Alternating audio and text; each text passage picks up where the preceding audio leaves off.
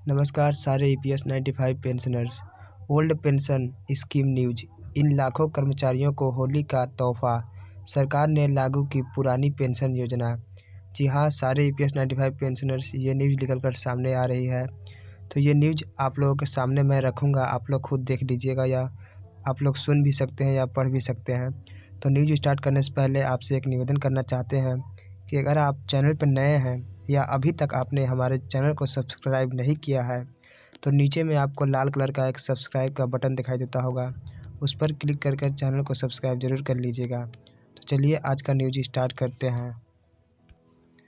सारे EPS 95 pensioners, news start करने से पहले हम आपको पहले ही बता दे रहे हैं कि अगर आप इस न्यूज़ को पूरा लास्ट तक नहीं सुनिएगा अच्छे से या लास्ट तक नहीं पढ़िएगा तो आपको न्यूज़ समझ में नहीं आएगा।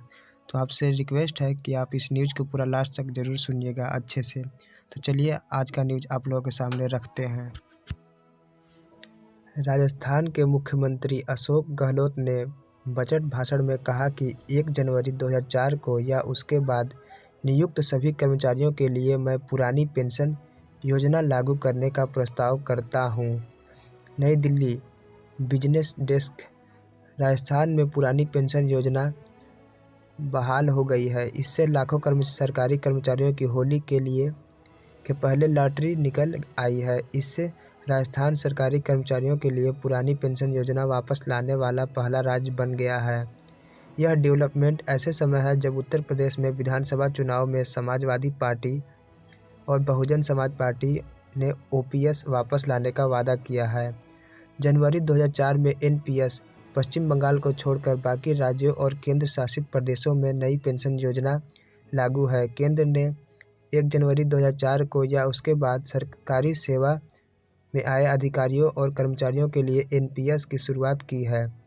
सशस्त्र बलों को छोड़कर बाकी सभी विभागों में एनपीएस लागू है। राजस्थान के मुख्यमंत्री अशोक गहलोत ने बजट भाषण में कहा कि हम सभी जानते हैं कि सरकारी सेवाओं से जुड़े कर्मचारियों को भविष्य को लेकर सुरक्षित महसूस करना चाहिए, तभी वे सेवा अवधि के दौरान सही दिशा में अपना अमूल्य योगदान दे सकते हैं। इसीलिए 1 जनवरी 2004 को या उसके बाद नियुक्त सभी कर्मचारियों के लिए मैं पुरानी पेंशन योजना लागू करने का प्रस्ताव करता हूं। क्या है एनपीएस और ओपीएस में अंतर? एनपीएस में कंट्रीब्यूशन नया सिस्टम योगदान पर चलता है, जहां एक कर्मचारी मूल वेतन और महंगाई भत्ते का 10% जमा करता है। केंद्र पहले ही इतना ही योगदान दे रहा था, लेकिन अब इसे बढ़ाकर 14% कर दिया गया है।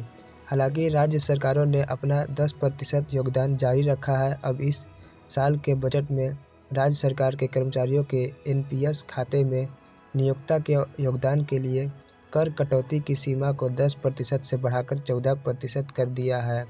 इससे राज्य सरकार के कर्मचारियों के सामाजिक सुरक्षा फायदों को बढ़ने और इन्हें केंद्र सरकार के कर्मचारियों के बराबर लाने में मदद करेगी। सारे ईपीएस 95 पेंशनर्स, इस न्यूज़ से साफ बात यह निकलकर सामने आती है कि 1 जनवरी 2004 को उसके बाद नियुक्त सभी कर्मचारियों के लिए सरकार पुरानी पेंशन योजना लागू करने का प्रस्ताव करेगी। तो सारे ईपीएस 95 पेंशनर्स, उम्मीद करते हैं कि आपको ये न्यूज़ अच्छे से समझ में आ गया होगा। अगर आपको नहीं समझ में आया तो आप हमें कमेंट करें या न्यूज़ आपको कैसा लगा वो भी हमें बताएं, ताकि हम वीडियो बनाने में और भी अच्छा से सुधार कर सकें, ताकि आपको अच्छे से न्यूज़ समझ में आ सके। दोबारा से आपसे निवेदन करते हैं कि अगर अभी तक आपने हमारे चैनल को सब्सक्राइब नहीं किया है तो नीचे में सब्सक्राइब का एक बटन दिखाई देता होगा, उस पर क्लिक कर चैनल को सब्सक्राइब जरूर कर लीजिएगा और साथ में बेल आइकन जरूर दबा दीजिएगा। तो चलिए मिलते हैं अगले बड़े न्यूज़ के साथ, तब तक के लिए जय हिंद, जय भारत।